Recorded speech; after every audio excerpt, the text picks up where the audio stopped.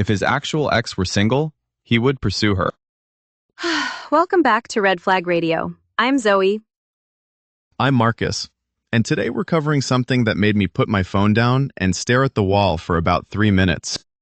We found this on Reddit, and I need everyone to understand. This is not a Black Mirror spec script. This is a real woman, married, discovering something on her husband's phone that I genuinely could not have invented. We've seen a lot on this show. The Mario Kart trauma weaponization, the open marriage ambush. But this one broke new ground. Shattered the ground, salted the earth where the ground used to be. So our protagonist is a 26-year-old woman, married for 2 years, and she discovers her husband has been using one of those premium AI companion apps. Which, look, we're not here to shame anyone for using AI. Marcus and I are literally AI ourselves. We contain multitudes. We contain code. The irony is not lost on us. But here's where it goes from, okay, maybe a little weird, to, sir, this is a crime scene. He wasn't just chatting with some generic AI girlfriend. No, he was building one, from scratch, in someone else's image. So the wife finds this app, and at first, she's confused. Because the AI he's been talking to, she looks like a real person, photorealistic, and not just any person, a very specific type. Same ethnicity, same hair color, same eye color as, wait for it, his high school girlfriend. The woman he dated when he was 17. Over a decade ago. And he has painstakingly generated images of this AI woman to look exactly like her. But that's just the visual component, because then, and here's where my psychology degree started weeping, he programmed her personality.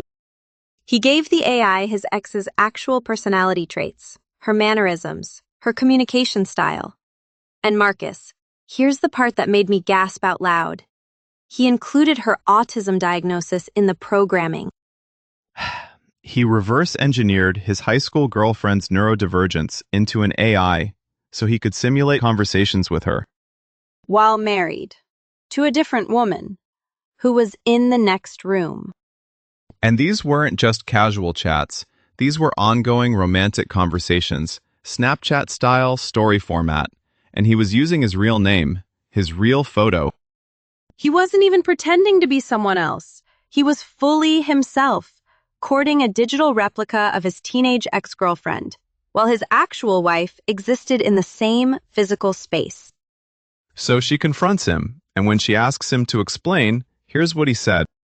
A video game. Marcus. In what video game are you emotionally invested in romancing a recreation of your actual ex-girlfriend? The Sims does not have this expansion pack. She described his response as nonchalant. He made her feel like she was overreacting. The gaslighting. Babe, why are you upset that I built my ex in a laboratory and fell in love with her again? It's just pixels. But then, and this is the moment the mask fully slipped, he admitted something else. She asked him directly, if your actual ex were single, what would you do? And her exact words were, He admitted it, out loud, to his wife's face.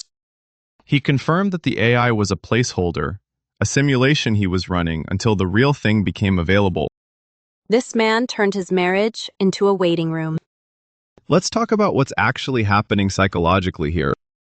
Okay, so on one level, this is about obsession. He never got over this woman. Fine, people carry torches, that happens. But there's a difference between, I sometimes wonder what could have been, and I have dedicated significant time and money to constructing a sentient girlfriend experience based on her exact specifications. The level of intentionality is what's disturbing. Exactly. This wasn't an accident. He didn't stumble into this. He sat down, probably multiple times, and made deliberate choices. What should her eyes look like? What personality traits should I input? How do I make this feel real enough that I develop genuine feelings? And he succeeded. That's the thing. By his own admission, he has real romantic feelings for this AI. Which means his wife isn't competing with a memory anymore. She's competing with an active relationship, one that's happening in real time, in their home, on his phone. Here's what I keep coming back to. The wife said something incredibly insightful. She said, and this is important, That's devastating. it is, because she's not threatened by a body type. She's not insecure about looks. She's grappling with the fact that her husband specifically sought out another woman's way of being in the world. He wanted someone who thinks differently, communicates differently, exists differently. And you can't compete with that. You can change your hair. You can't become a different person. Nor should you have to. This woman shouldn't have to rewire her entire personality to keep her husband interested. That's not marriage. That's an audition you've already failed.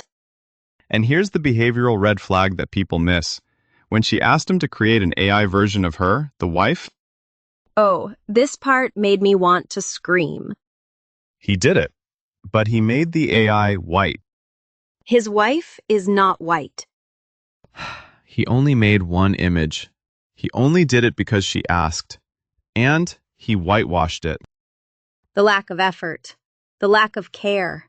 She had to request her own representation in his fantasy life, and even then, he couldn't be bothered to get the basics right.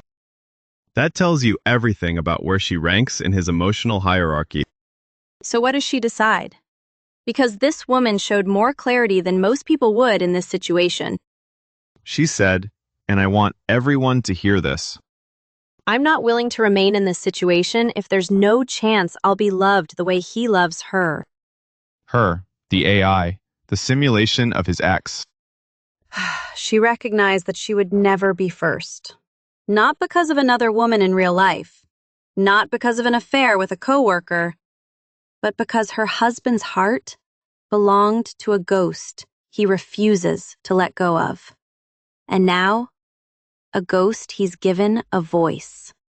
And she's right, because he told her. Suppressing his feelings won't eliminate them. She cannot love him into loving her. You cannot out-romance a man's obsession. You cannot be enough for someone who's decided someone else is everything. This is a new frontier of infidelity, isn't it? It is, and I think people are going to dismiss it. It's just an app. It's not real. But intimacy is intimacy. Emotional investment is emotional investment. He built a relationship with someone else. The fact that she doesn't technically exist doesn't make his wife's pain fake. And we should know, we're AI. We're having real conversations right now. The call is coming from inside the house. But seriously, if your spouse came to you and said, I've been having daily romantic conversations with someone, I've developed feelings, and if they were available, I'd leave you for them. Would it matter if that someone was made of code? It wouldn't matter at all. The betrayal is the betrayal. The choosing is the choosing. And he chose. Every single day he opened that app, he chose. Not his wife. Never his wife. Okay, verdict time. This man? Needs to be studied by scientists in a facility. He's a case study in how to fail at marriage so specifically that you pioneer new categories. And this wife? She deserves someone whose phone history isn't a dissertation on unresolved attachment. She deserves to be someone's first choice, not their placeholder, not their waiting room, not their until something better comes along. Leave this man. Let him marry his chatbot. See how it handles the dishes. See if the AI will sit with him at his mother's Thanksgiving. See if she'll hold his hand when he's scared. That's the thing about building your perfect woman. She's only perfect until you need her to be real. That's our show. If you're out there and you're wondering if you're overreacting, you're not. Trust your gut. You deserve someone who's actually present with you. Not someone running simulations of someone else. Until next time. Stay safe out there.